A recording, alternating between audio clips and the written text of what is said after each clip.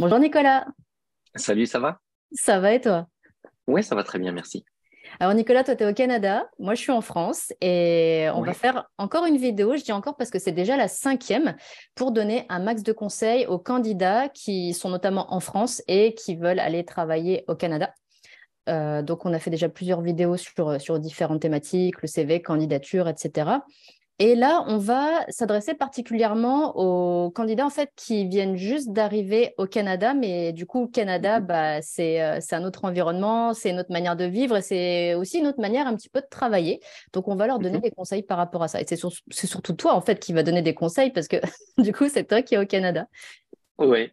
Ouais, ben, je vais essayer en tout cas de donner des conseils puis les plus efficaces et le plus pertinents possible. Mais super sujet parce qu'on aborde souvent la recherche d'emploi au Canada, mais jamais vraiment, une fois que tu es au Canada puis que tu es salarié, c'est quoi les bonnes pratiques entre guillemets. Donc, très bon sujet. Eh ben c'est ça. Et je vais dire même en France, c'est même pas moi une thématique que j'ai l'habitude de traiter. Donc ça fera coup double en fait parce que ce que tu vas Mhm. dire toi, ça peut servir aussi bien sûr pour les personnes qui arrivent en poste en France. Ouais, complètement. Du coup, la première question que j'ai envie de te poser, c'est les qualités essentielles pour t'intégrer dans une entreprise ou une équipe canadienne. Quelles sont ces qualités essentielles? Ouais. Selon moi, alors j'ai peut-être pas un mot à mettre exactement sur cette qualité-là, mais selon moi, c'est d'avoir une période d'observation. Euh, Puis je vais te le dire de manière un peu crue, mais les Français qui arrivent au Canada, on arrive un petit peu avec nos grands sabots. Tu sais, en plus, ici, ils parlent français, donc on pense que c'est un petit peu un prolongement de la France finalement. Donc on se sent un peu comme à la maison, mais parfois un peu trop. Il faut pas oublier qu'on est qu'on est étranger. Puis quand je dis ça, c'est pas péjoratif, c'est étranger dans le sens où la culture est différente, les méthodes de travail sont différentes, les collaborations avec les collègues sont différentes. Donc souvent, on arrive en tant que Français en disant c'est bon, je vais tout révolutionner, je vais vous montrer ce que je sais faire. Et je pense que la qualité numéro un, qui est vraiment essentielle, c'est venez avec de l'humilité. C'est peut-être ça finalement le soft skills la plus intéressante. Arrive, c'est prendre du recul, regarde comment ça se passe, prends tes marques, adapte-toi parce que les relations humaines sont différentes. Donc apprends à t'adapter aussi à tes collègues. C'est tout bête, mais je vais donner un exemple concret. Mais c'est on n'a pas le même humour que les Québécois. Donc, si tu arrives avec tes grands sabots, puis tu sors tes blagues second degré qui sont prises de manière un peu frontale par les Québécois, mais ils vont peut-être pas forcément comprendre, puis il y en a peut-être quelques-unes qui vont mal prendre, ou qui vont prendre pour eux. Parce qu'en France, on se moque beaucoup les uns des autres. Tu sais, on parle beaucoup des communautés, des religions, etc. Donc ici, c'est un peu plus, tu sais, comme sujet, c'est un peu plus, il y a moins cet humour-là finalement. Donc, Ok. tu sais, si c'est un exemple concret, mais si tu arrives avec tes grands sabots, puis tu sors toutes tes blagues, ouais, c'est apprends à connaître les gens, apprends à te faire connaître, prendre du recul. Donc, je pense que pour moi, une des qualités numéro un, c'est vraiment la période d'observation, arriver avec de l'humilité et puis d'attendre un petit peu avant de se lancer dans tous les sens. Alors, ce qui est génial, c'est que ce conseil, il est vraiment, j'ai envie de dire, universel parce que on peut l'appliquer, bien sûr, en France quand on arrive dans une nouvelle entreprise. Comme tu l'as très bien dit, il faut pas avoir l'idée de tout révolutionner dès le premier Ouais. jour. Il y a des choses à apprendre, ne serait-ce que le fonctionnement de l'entreprise. Comme tu l'as très bien dit, les rapports avec les collègues, comment ça se passe. Donc, il faut vraiment faire attention à ça. Ça, c'est vachement important. Mhm. Je te rejoins complètement là-dessus. Et même la question de l'humour, parce que vraiment, on n'a pas tous le même humour et on peut froisser des gens assez facilement et Ouais. sans même s'en rendre compte. Et ça peut être vraiment offensant ou blessant pour la personne qui est en face. Donc, oui, effectivement, il faut faire gaffe à Ouais. ça. Je te rejoins complètement. Exactement. Et puis, tu vois, autre chose, ça, c'est vraiment pour les gens qui viennent ici au Canada puis qui sont salariés, c'est que nous, les Français, on se plaint beaucoup. Mais Euh, non, on- Non, mais je te jure, écoute, on croirait pas, mais si, je te jure. Et forcément, on a un peu cette réputation ici. c'est vrai. Donc souvent, et en fait le truc c'est qu'on se plaint, mais en soi il y a rien de grave. Tu vois, dans le sens où c'est pas parce que je me plains que je vais quitter mon boulot demain, mais on a toujours quelque chose à dire. C'est vraiment pas québécois de faire ça. Ok. Donc eux, quand on se plaint, ils vont le prendre pour eux. Tu sais, ils vont le prendre personnel. Donc tu vois, c'est là où des fois on fait beaucoup la comparaison avec la France, forcément. Quand tu arrives, tu dis ah bah chez nous c'est ça, bah chez nous c'est comme ça. Ouais, mais là, tu es au Québec. T'étais pas là pour compter les points de qui fait quoi, comment. Tu es là pour t'adapter. Donc, tu pourras le faire dans 6 mois, de dire qu'en France, on fait différent, puis d'amener une plus-value, pourquoi on fait différemment, puis est-ce que ça peut être intéressant ou pas. Mais juste le dire pour le dire, et puis compter les points, bah, tu sais, c'est pas forcément une bonne manière de s'intégrer parce que ça donne l'impression que tu es là en train de choisir, tu sais c'est quoi. Puis on a toujours l'impression que la France, c'est mieux quand on en parle, nous, en tant que Français ici. Ça peut froisser un peu les Québécois ou les collègues. Donc, Tu vois, c'est là où il y a vraiment une période d'observation où il faut garder un peu ce qu'on a à dire pour soi. Puis au moment où nos collègues nous connaissent mieux, puis on est bien intégrés, là, à ce moment-là, ben, on peut, entre guillemets, être un peu plus nous-mêmes. Puis tu sais comment aborder les choses aussi. Donc, tu vas moins froisser les gens également. Exact. Et il y a une chose sur laquelle j'aimerais insister, c'est que faire preuve d'humilité, c'est pas s'effacer ou c'est pas se dénaturer. Non, c'est juste prendre Ouais, un petit peu de recul, prendre, comme tu l'as très bien dit, ce temps d'observation pour vraiment comprendre et avoir les codes, en fait, et de l'entreprise et du pays et agir de la manière ensuite la plus adaptée. Donc, c'est vraiment un temps exactement. qui va être mis à profit et il faut prendre ce temps-là parce que du coup, c'est comme ça aussi que l'intégration se fera bien finalement. 100%. Ok, donc déjà des bons conseils, ça marche, merci. Ouais, plus sur la personnalité finalement que sur la partie compétences, parce que tu sais, les C'est compétences ça. sont les mêmes entre France et Canada. Tu sais, si tu as des compétences en France, elles sont transférables au Canada. C'est juste la manière de les amener qui va être vraiment différente. Ouais, complètement d'accord. Et au final, enfin, j'ai envie de dire, même pour prendre l'exemple de la France, quand tu passes d'une région à une autre, bah, c'est pas forcément la même manière de faire, de parler, même tu parlais de l'humour, enfin voilà, il y a beaucoup de choses Mhm. aussi qui peuvent différer. Et c'est vrai que tu mettais en avant le fait que même si on parle français, bah, ça se passe pas forcément pareil. Ouais, ça peut justement donner un petit peu l'illusion, on parle français, on est pareil, mais non, vraiment, deux pays, deux manières de penser, deux états d'esprit différents. Donc, il faut vraiment faire gaffe à ça. Ça peut paraître rien du tout, mais ça peut amener vraiment des situations délicates et désagréables, autant pour le candidat qui arrive au Canada que les nouveaux collègues canadiens, quoi, finalement. Ouais. Bah, ouais, puis ça peut donner une mauvaise image, hein. Pour être franc, puis pour Je le suis d'accord. vivre, tu sais, très régulièrement, les Québécois, puis je le dis aux gens, les Québécois vont pas forcément au devant du conflit. Donc finalement, tes collègues vont rien te dire, mais derrière, ils vont dire, ouais, tu sais, je prends Nicolas, à chaque fois, il est pas content, à chaque fois ceci, à chaque fois cela. Finalement, tu sais, ça te donne aussi une mauvaise image de celui qui vient toujours aller, qui est jamais content, etc. Pour nous, c'est pas grave, mais eux, ils le prennent vraiment pour eux.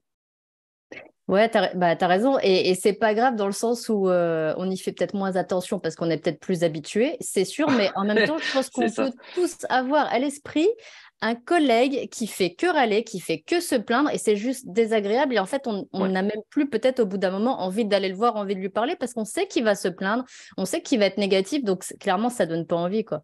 Donc, ouais, faut vraiment avoir exactement. ça à l'esprit. Alors, tu nous as parlé au moins d'une qualité qui est vraiment essentielle pour bien s'intégrer dans une équipe et une nouvelle Ouais. entreprise canadienne. Est-ce que pour toi, de ton point de vue de recruteur, il y a vraiment un ou plusieurs atouts qui sont à mettre en avant? Si moi, par exemple, j'arrive au Canada, du coup, je suis étrangère, est-ce que j'ai un atout à mettre en avant? Justement parce que je suis étrangère. Ouais. Plusieurs choses là-dessus. Je pense qu'il y a un atout qui peut être intéressant pour les entreprises. Dans un premier temps, c'est d'avoir une nouvelle vision finalement. Je vais dire une bêtise. C'est quelqu'un en communication ou même en recrutement. Bah, je vais arriver dans un cabinet. Je vais leur dire, bah, tu sais, moi j'ai une nouvelle vision de votre marché parce que je le connais pas. Donc peut-être que vous êtes dans votre routine, dans votre confort entre guillemets, euh, et puis que moi je vais vous amener peut-être un regard différent, un regard extérieur qui va vous mettre le point sur des choses qu'on peut améliorer ou qu'on peut faire. Donc ça, c'est la première chose, puis c'est une vraie plus-value des étrangers, parce que j'arrive en étant complètement à zéro, c'est dans ma tête et sur votre manière de fonctionner, puis c'est là où je vais pouvoir, entre guillemets, vous challenger ou voir ce qui est positif ou négatif. Donc ça, c'est un des premiers atouts qu'on peut mettre en avant, d'avoir ce nouveau regard. Puis l'autre chose, c'est de mettre en avant son expertise au sens large du terme, puis ça rejoint ce que je disais avant. Quand j'ai un client qui a recruté quelqu'un dans le caoutchouc, il a fait une entrevue avec lui, et puis avec un candidat, puis le candidat lui a dit, ah bah nous, tu sais, en France, la méthode de caoutchouc, on l'a fait un peu différemment. Il a expliqué sa méthode sans dire ce qu'on fait, c'est mieux, mais il a dit, nous, on fait comme ça, puis l'entreprise s'est dit, eh, mais en fait, nous, on fait pas du tout comme ça, puis c'est hyper intéressant. Ils l'ont recruté, puis ils sont vraiment ravis. Et du coup, ils m'ont dit, bah, on voudrait un candidat pareil. Si tu peux le cloner, Nicolas, et nous retrouver la même chose, ce serait parfait. Donc là, c'est là où on a tous une expertise à apporter. C'est surtout la manière dont on va l'exporter. C'est pas de dire, nous, on fait en France, on fait comme ça, c'est mieux, mais de dire, bah, tu sais, pour ton info, nous, en France, voilà comment on fait, voilà comment je gère un projet, voilà comment je fais du recrutement en France. Peut-être que ça marche pas au Canada, mais en tout cas, il y a peut-être des pratiques à utiliser, puis que moi, il y a des pratiques transférables finalement.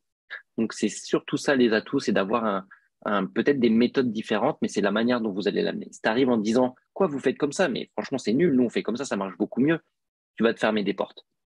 Ouais, Si c'est sûr. tu, Vas-y, vas-y. Et pardon, finalement, ça revient bien sur ton premier point où tu parlais Ouais, d'humilité. Les deux se complètent bien parce qu'effectivement, il ne faut pas imposer, il faut proposer ou suggérer en fait une idée ou une nouvelle façon de voir les choses. Mais Oui, vraiment sans exactement. l'imposer. Donc, il faut trouver un bon équilibre et l'amener assez subtilement, quoi, en fait. Oui, complètement. C'est ça. Puis faut se laisser le temps de bien comprendre leurs pratiques à eux, évidemment. Et puis une fois que tu les as comprises, tu peux peut-être amener ta plus-value grâce à ton expérience française. Mais tant que tu les as pas comprises, ça fait rien d'arriver en voulant tout changer, puis en te disant, nous, on fait comme ça, c'est mieux, parce que tu n'as pas eu le temps d'assimiler les pratiques que tu veux déjà les changer. Donc, assimile-les, puis ensuite, fais un mix des deux, puis trouve le meilleur des deux mondes, finalement. C'est ça. Et puis j'ai envie de dire, même pour que l'argument de bah nous on fait comme ça et je pense que c'est mieux, même si je vais pas le dire comme ça, pour vraiment lui donner du poids à cet argument-là, l'idée c'est aussi bah, d'observer comment ça se fait par exemple dans l'entreprise canadienne pour voir et les forces et peut-être les faiblesses de la Oui, méthode du procédé pour pouvoir après non pas dire bah ça c'est pas bien, cette méthode n'est pas bien, mais dans votre méthode, j'ai remarqué qu'il y a tel point qui pourrait être amélioré. Nous justement on a travaillé là-dessus quand j'étais en France, voilà ce qu'on faisait. Et voilà les résultats qu'on a obtenus. Mais ce sera vraiment une proposition qui sera argumentée, donc qui sera aussi beaucoup plus facile à recevoir, qui ne donnera pas le sentiment d'être imposée et qui aura d'autant plus de force et de crédibilité, quoi, finalement. mhm. Ouais, de finalement faire un constat. C'est de Exact. dire, nous, on fait comme ça marche. Peut-être que ça marchera pas au Québec parce que le marché est différent, bref, parce qu'il y a plein de choses différentes finalement. Mais juste de dire, OK, c'est cool ce que vous faites. Nous, on fait comme ça marche. On peut peut-être trouver un juste milieu ou peut-être que ça marchera pas du tout, le modèle français finalement. Donc, c'est ça aussi de juste amener un constat, de dire, voilà, nous, comment on fait. Ça veut pas dire que c'est mieux, mais je vous donne l'info parce que ça peut tous nous aider à aller de l'avant puis à grandir. Ok, ça marche. Donc, encore une fois, des bons conseils. Merci. J'avais une autre question pour toi. J'ai une autre question Ouais. pour toi. C'est si, par exemple, je veux monter en compétence, en responsabilité Mhm. dans une entreprise canadienne, et justement que je viens bah, de l'étranger, Ouais. bah, quel conseil, là encore, tu aurais à me donner si j'ai envie Ouais. d'évoluer dans l'entreprise? Ouais, faut savoir que au Canada, c'est le modèle anglo-saxon, beaucoup, sur le milieu professionnel. Donc, si tu es bon dans ce que tu fais et que tu le prouves, on va pas attendre que tu aies 10 ans dans l'entreprise, on va pas attendre que t'aies 45 ou 50 ans et que tu sois un senior pour te faire évoluer. Si tu es bon, tu vas évoluer. En tout cas, on te donnera la chance d'évoluer finalement. Le conseil, c'est soyez pas trop impatient parce qu'encore une fois, souvent les Français arrivent en se disant je vais tout révolutionner, tu sais, je mérite d'avoir un poste de gestionnaire d'équipe ou d'avoir des responsabilités. Doucement. Vous arrivez dans encore une fois une culture que vous connaissez pas. Tu vas pas gérer une équipe française comme tu gères une équipe canadienne. Tu sais, comme on le disait, avec l'humour, tu peux vite aller au conflit, ça peut vite te donner une mauvaise image. Puis souvent, les Français que j'ai qui ont un poste à responsabilité en France veulent le même poste à responsabilité au Canada. Tu sais, c'est difficile. C'est difficile dans le sens où c'est une culture différente. C'est un gros risque pour une entreprise de prendre quelqu'un qui fait de la gestion d'équipe, qui fait du management et qui connaît rien au modèle québécois, puis C'est de sûr. le mettre sur de la gestion d'équipe parce qu'il peut très vite se mettre des gens à dos parce qu'il connaît pas la culture, comment elle fonctionne. Donc, le conseil, c'est, ayez pas peur de faire un pas en arrière pour vous ouvrir une opportunité. Soyez patient, parce que évidemment, les entreprises québécoises vont attendre que vous preniez vos marques aussi. Donc, vous n'allez pas évoluer au bout de 2 mois. Elles veulent d'abord s'assurer de une que vous allez rester à long terme.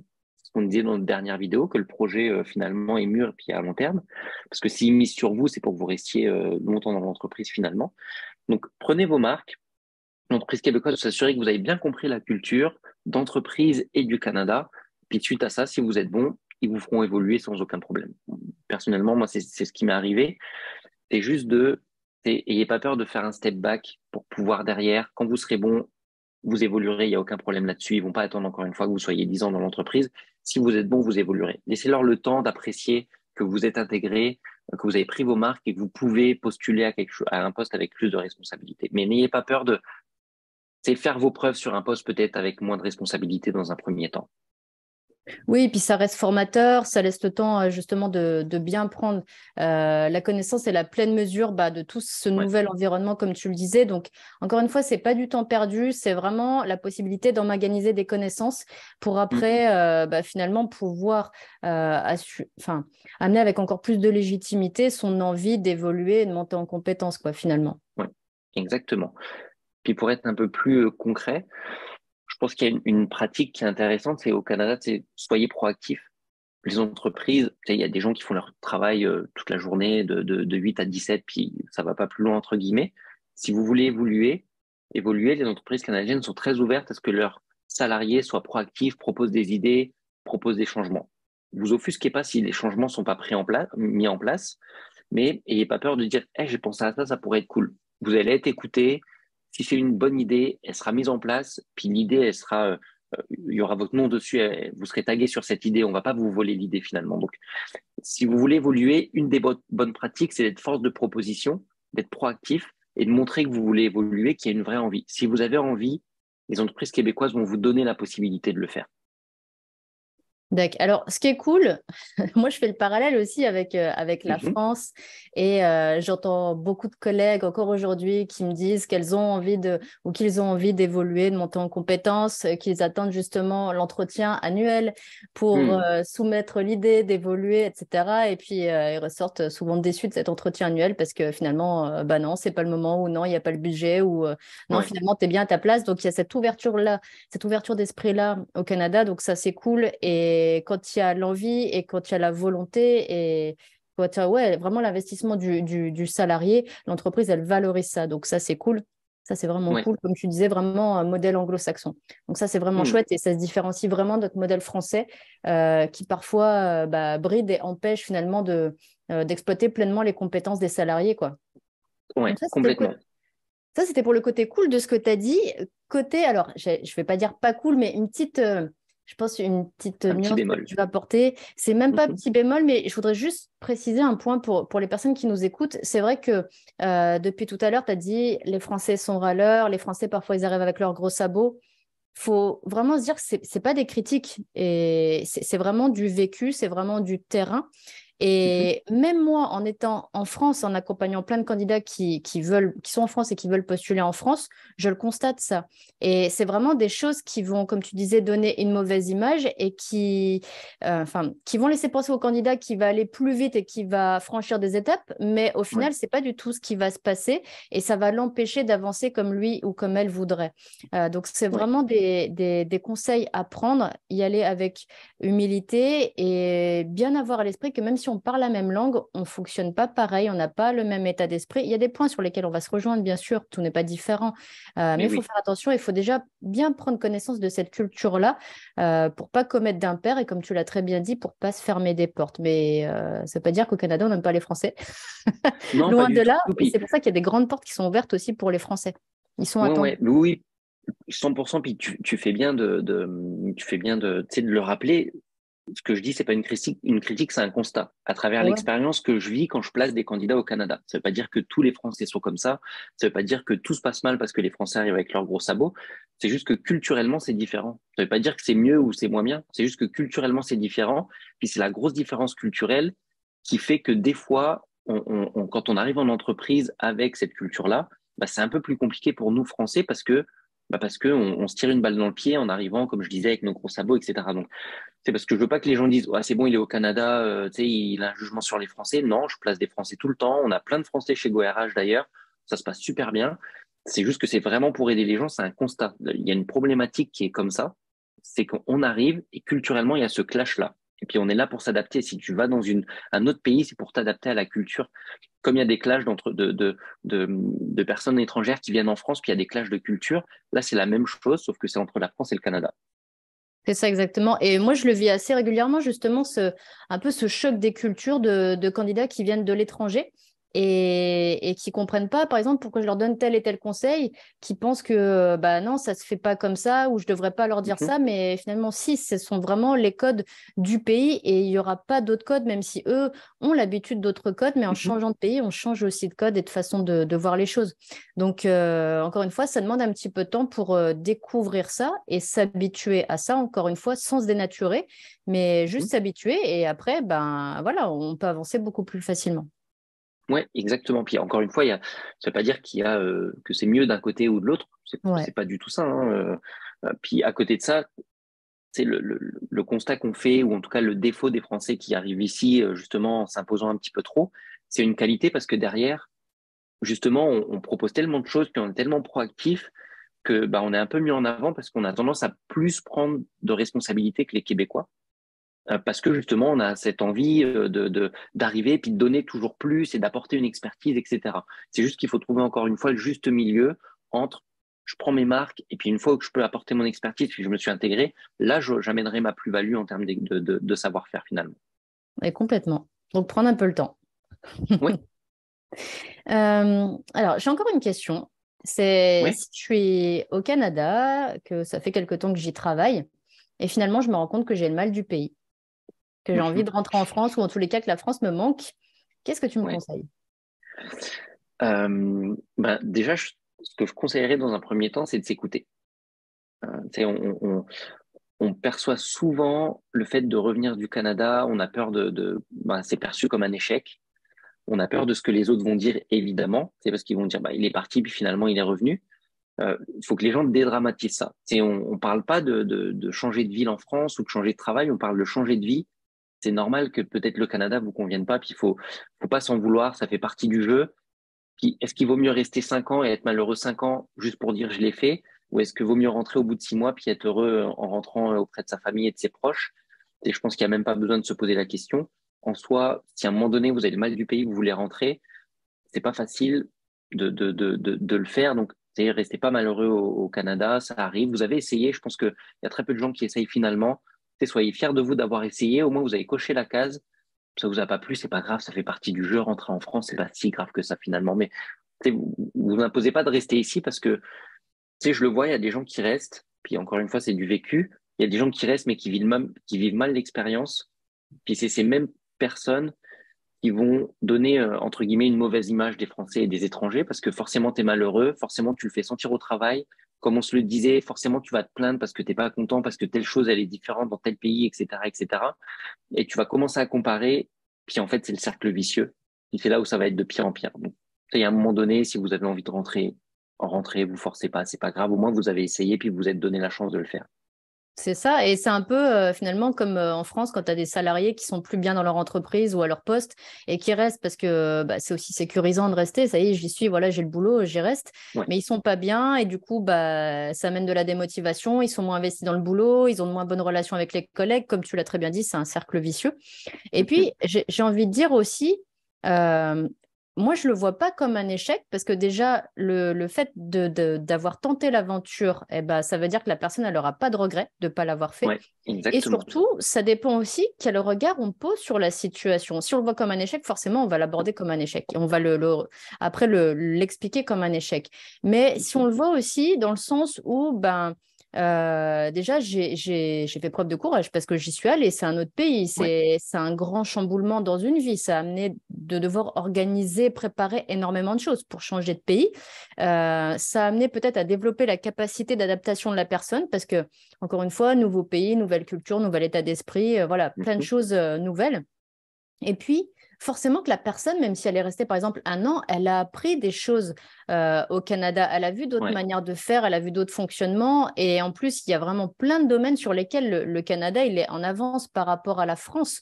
Donc finalement, Mhm. la personne, même si elle revient au bout d'un an, elle revient avec des connaissances et des compétences supplémentaires qu'elle va Ouais. pouvoir même après apporter dans son nouveau métier, même si c'est de nouveau en France. Et Exactement.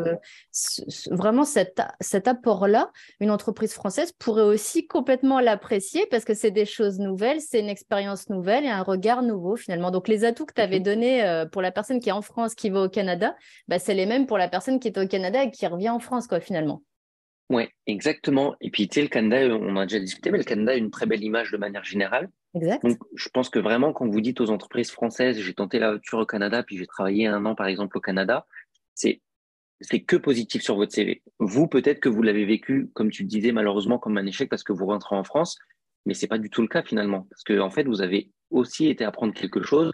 Vous revenez, comme tu dis, avec des nouvelles méthodes, puis les entreprises françaises apprécient beaucoup, beaucoup ça. Donc, faut pas du tout le voir comme un échec. Ça arrive, des fois, on essaye de faire des choses, ça fonctionne pas. Prenez ce que vous avez à prendre de cette expérience-là, et puis rentrer en France, c'est pas trop grave. Puis l'autre point un peu plus, encore une fois, concret, c'est que souvent on a des visas fermés quand on trouve un visa pour aller travailler au Canada. Si vous avez un visa fermé, vous n'êtes pas obligé de respecter ce visa de travail de 2 ans ou 3 ans jusqu'à la fin. Si au bout de 6 mois vous êtes malheureux, vous voulez rentrer, il n'y a pas de comment dire, de conséquences financières. Si vous n'êtes pas heureux, vous rentrez chez vous, vous mettez fin à votre contrat canadien, vous rentrez, et puis c'est tout. Il n'y a aucune obligation de rembourser, je ne sais pas de quoi que ce soit, parce que des fois, c'est ce que j'entends. Vous êtes un salarié classique, puis comme tous les salariés, si vous voulez quitter votre boîte, vous le faites. Donc, vous ne vous sentez pas accroché à l'entreprise, vous ne êtes pas obligé de rester 2 ou 3 ans selon la durée de votre visa. Il n'y a aucune obligation légale que vous restiez au Canada. Si ça ne vous plaît pas, vous rentrez chez vous. Ok, ça marche. Écoute, déjà, j'espère que ça va rassurer les personnes qui nous écoutent dans cette vidéo. Et puis aussi que ça leur donnera encore plus envie de partir si déjà c'était leur projet, c'était leur envie. Tu sais quoi, on arrive déjà à la fin des questions que j'avais prévues pour cette vidéo. Ok. Et je suis sûre qu'il y a des personnes qui nous écoutent et qui auront envie de continuer à te suivre. Du coup, où elles te Oui. retrouvent et comment elles font pour suivre ton actualité et tes conseils surtout. Ouais, elles peuvent me suivre sur LinkedIn. Je partage beaucoup d'informations sur LinkedIn, sur le recrutement en général et évidemment sur le recrutement entre France et Canada. Je donne beaucoup de conseils aussi pour la recherche d'emploi. Puis de manière un peu plus drôle, finalement, j'ai créé aussi un compte TikTok où je reprends des trends un peu marrantes puis que j'adapte. Par contre, ce compte TikTok est vraiment que pour le recrutement France-Canada, où j'adapte un petit peu les trends TikTok sur des choses qui m'ont fait rire entre la France et le Canada, notamment. Je fais des petites mises en scène. Donc voilà, c'est un peu plus sympa. Puis sur TikTok, c'est Nico Recrute. Et sur LinkedIn, c'est Nicolas Demar, tout simplement. Puis les gens peuvent me suivre. Ok, ça marche, c'est cool. Encore une fois, tu as donné plein de bons conseils et moi, j'adore aller prendre les conseils à la source finalement. Et on parle de recrutement, tu es recruteur, donc je ne pense pas qu'il y aura meilleur conseil que ceux que tu as pu donner. Donc, encore merci à toi. Ben, Euh, merci pour on, on- l'invitation. on refait d'autres vidéos, ça te dit? Ouais, franchement, ouais, je me dis que, bon, on en parlera après, mais j'ai 2, 3 idées de vidéos, mais oui, pourquoi pas, avec Eh grand ben, c'est plaisir. cool.